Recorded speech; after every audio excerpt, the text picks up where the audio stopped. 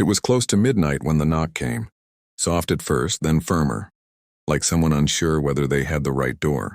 Single dad Ethan Hart froze in the hallway, his daughter asleep upstairs. The house quiet except for the buzzing kitchen light he kept forgetting to fix.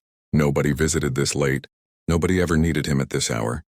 When he opened the door and saw his boss, Miss Rowan, standing on his porch with her coat half zipped and eyes red like she'd been crying, his heart nearly stopped.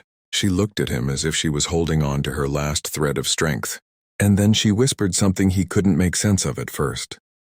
"Ethan, say that again while you look at me."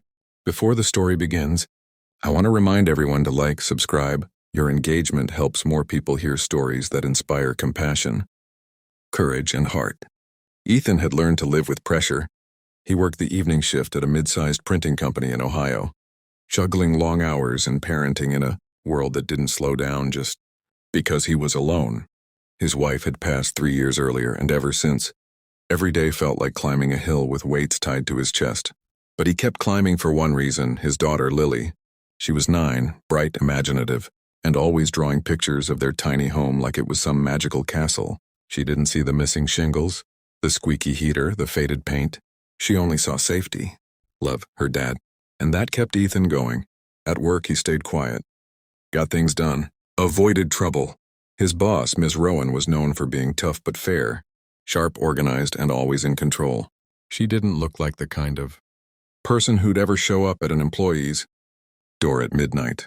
Earlier that day, something unusual had happened. She'd stopped him after a meeting and asked if everything was okay at home. He said what he always said: "I'm fine." She looked at him for a long moment before replying softly, "You always say that." But he didn't think much of it. He had orders to print, machines to fix, a daughter to pick up. Life didn't pause. Now, standing at his doorway with her eyes full of something he couldn't read, she repeated the question she'd asked at work. "Ethan, say it again. Say you're fine. But look at me this time."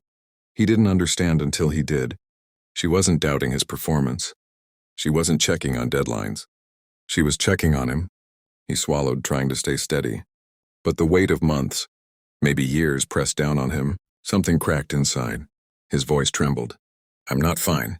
The words hung there, fragile as glass. Ms. Rowan exhaled like she'd been waiting for him to finally let them out.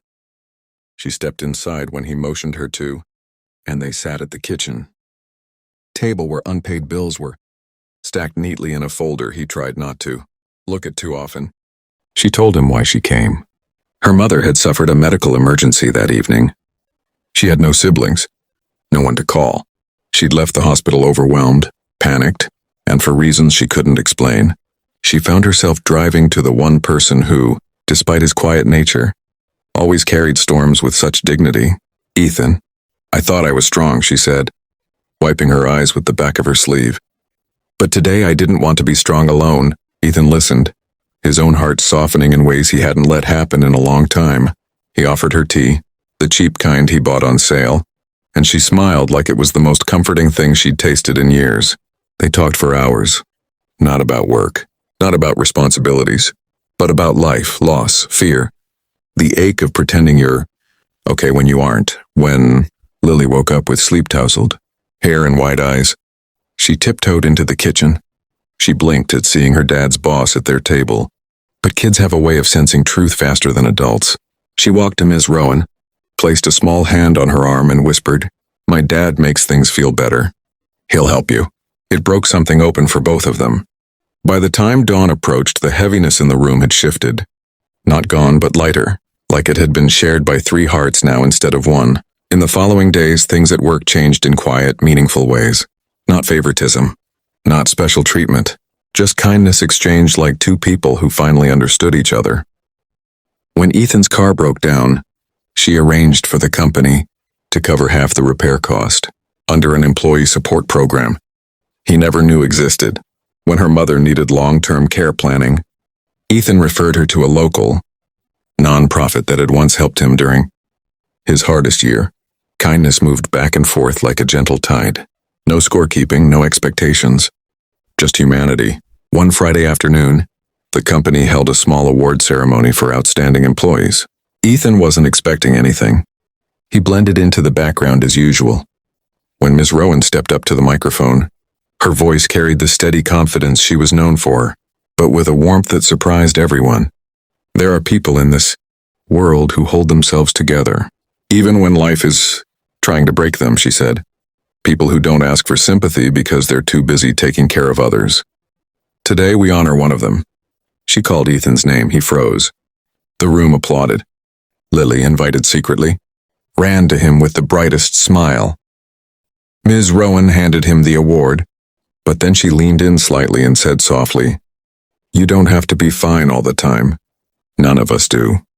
Her words echoed the night she first came to his door. Only this time he looked right at her and nodded, stronger than before. Months later, the memory of that midnight knock still lived in Ethan's mind. Not as something strange or troubling, but as the moment kindness opened a door both ways. His life wasn't suddenly easy. Bills still needed paying. Parenting still exhausted him. Work was still work. But he no longer carried everything alone, and neither did she. Sometimes kindness doesn't appear with grand gestures or perfect timing. Sometimes it comes as a late-night knock from someone who seems unshakable, until they aren't.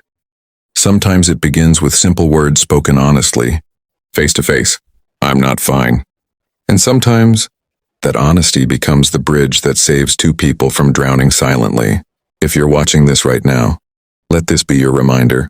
Someone around you might be holding more than they can carry, and someone else, maybe even you, might need a safe place to knock when the night feels too heavy.